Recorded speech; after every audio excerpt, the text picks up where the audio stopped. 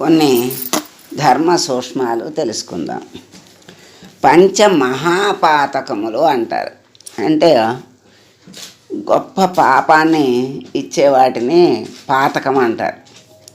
అవేంటి అంటే 5 ఉన్నాయి అంటున్నారు. అవి ఏంటో తెలుసుకుందాం. బంగారాన్ని దొంగిలించటం, మద్యం సేవించటం, బ్రహ్మహత్య, గురుపత్నితో సరసం, ఈ 4 పాపాలని చేసే వాళ్ళతో స్నేహం చేయటం అంటారు. ఇవి పంచమహాపాతకాలు అన్నారు.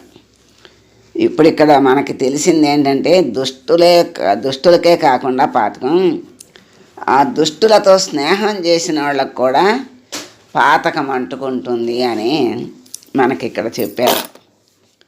తర్వాత అంటే ఈ 5 ఇవాళ బంగారాన్ని దొంగలించడం అంటే అలాగా లాక్కెళ్ళిపోతున్నారు. మద్యం సేవించడం అంటే ఇళ్ళని పిల్లల్ని కూడా లెక్క చేయకుండా వాళ్ళ సుఖాలు చూసుకుంటున్నారు. మరి అవి ఏదో సామాన్యమైన వాటిలాగా అనిపిస్తున్నాయి, కానీ వాళ్ళకి ఇంత పాపం వస్తుంది అని తెలియదు. తెలిసినా కూడా లెక్క చేసేటువంటి పరిస్థితిలో ఇప్పుడు ఉండట్లా. ఆ మద్యం సేవించేవాడికి నువ్వు అలా తాగితే చచ్చిపోతావురా, నీ పరిస్థితి బాగోలేదు అంటే కూడా మానలేని పరిస్థితి. అట్లా అలవాటు చేసేసుకుని వాటికి మరి బందీ అయిపోయి అవి చెప్పినట్టుగా వినే వాళ్ళ ఇంద్రియాల అధీనంలో లేకపోతే వచ్చే అనర్థాలంటే ఇవే. మరి కనీసం చచ్చిపోతావురా అన్నప్పుడైనా మన భార్య, పిల్లలు, కుటుంబము వాళ్ళని ఎలా చూసుకోవాలి, ఎట్లాగూ ఎవరు చూసుకుంటారు అనే ధ్యాస కూడా లేకుండా దాన్ని మించి దాని మీద మోహం ఎక్కువైపోయి వాళ్ళు దానికే లొంగిపోతున్నారు తప్ప ఇంటి పరిస్థితికి, ఇంట్లో వాళ్ళ కష్టాలకి వాళ్ళ ఆలోచన కూడా వాళ్ళకి రావట్లే. అంత సామాన్యం అయిపోయింది. ఇంత పాతకాన్ని తెచ్చే పాపాలు జనాలకి, చేసేవాళ్ళకి అది చాలా సామాన్యంగా అనిపిస్తుంది. అదే ఇప్పుడు సామాన్యం అనిపిస్తుంది. అవి అనుభవించేటప్పుడు ఏం చేశామో అనుకుంటారు. అది తెలియదు. అట్లా అనుకోని వాళ్ళు కూడా ఉన్నారు. కొంతమంది ఏ పాపం చేశామో అనుకుంటారు. కనీసం అదొక రకం. నేనే పాపం చేయలేదు, నాకు ఎంత కష్టం వచ్చింది దేవుడు ఇచ్చాడంటే అది ఇంకో పాపమే.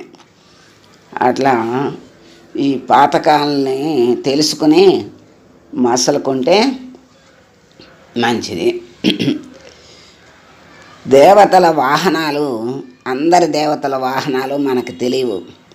అందుకని ఇక్కడ మనకి దేవతల వాహనాలు చెప్తున్నారు, తెలుసుకుందాం. గంగా నదీదేవికి మొసలి వాహనమట, యమునా నదీదేవికి తాబేలు, ఇంద్రుడికి ఐరావతం, చంద్రుడికి వాయుదేవుడికి లేది, శివునికి వృషభం, సూర్యుడికి 7 అశ్వాలు పూంచిన రథం, శనికి కాకి గ్రద్ద, లక్ష్మీదేవికి గుడ్లగూబ, రతి మన్మధులకు చిలుక, బ్రహ్మ సరస్వతులకు హంస, పార్వతీదేవికి సింహము, అమ్మవారికి సింహం పెద్ద పులిగోడ, హనుమంతుడికి ఒంటె.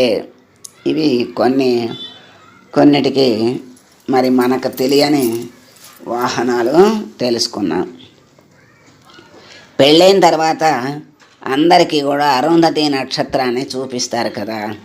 అది ఎందుకు చూపిస్తారు మనకు తెలియదు. చూపిస్తారు, అది కనపడినా కనపడకపోయినా చూస్తారు. కనపడిందంటే అంటారు. ఎందుకంటే అది కనపడే పరిస్థితి వీళ్ళకు ఉండదు, చూపించగలిగే పరిస్థితి వాళ్ళకి. ఇప్పుడు నక్షత్రాలు లేని సమయంలో అయినా అదిగో అంటారు, ఓ అనాలి, అనాలి. అట్లా చూపిస్తారు. కానీ ఆ నక్షత్రాన్ని ఎందుకు చూపిస్తారు అనేది మనం తెలుసుకోవాలి. అరుంధతి వశిష్ఠ మహర్షి ధర్మపత్ని. అరుంధతి వశిష్ఠ మహర్షి యొక్క ధర్మపత్ని. మహాపతివ్రత. ఆకాశం వైపు పెళ్లి సమయంలో చూపించి చెబుతారు ఆ అరుంధతిని బ్రాహ్మణులు. అలా చేస్తే మీ సంసార జీవనం సుఖమయంగా కొనసాగుతుందని పండితుల నమ్మకం. మాఘమాసం పంచమాసాల కాలం తప్ప ఈ నక్షత్రం సాయంత్రం వేళ కనపడదు. రాత్రిపూట చంద్రుణ్ణి నక్షత్రాలను చూడటం వల్ల కంటి శక్తి పెరుగుతుంది. అరుంధతి నక్షత్రం నుంచి వచ్చే కిరణాల వల్ల కంటి శక్తి మరింత బలపడుతుంది. అరుంధతి నక్షత్రం సప్తర్షి మండలంలో ఉండే చిన్న నక్షత్రం. శిశిర, వసంత, గ్రీష్మ ఋతువులందు సాయంకాల సమయాన మిగిలిన కాలాల్లో అర్ధరాత్రి లేదా అర్ధరాత్రి దాటిన తర్వాత తెల్లవారుజామున ఈ నక్షత్రం కనిపిస్తుంది. అరుంధతి నక్షత్రాన్ని చూడాలనుకుంటే జాగ్రత్తగా ఆకాశం వైపు చూడాలి. అక్కడ క్వశ్చన్ మార్క్ అంటారు కదా, ప్రశ్నకి ఏ మార్క్ వేస్తారో ఆ మార్కు ఆకారంలో నక్షత్రాలు ఉంటాయి. ఖచ్చితంగా కాకపోయినా దాదాపుగా ఆ ఆకారంలో ఉంటుంది. అట్లా మరి ఆ విధంగా మనకి దాన్ని ఆ సప్తర్షి మండలం దగ్గర చిన్న నక్షత్రంలాగా వశిష్ఠుడి దగ్గర ఉంటుందన్నమాట. అరుంధతీదేవి మహాపతివ్రత ధర్మపత్ని.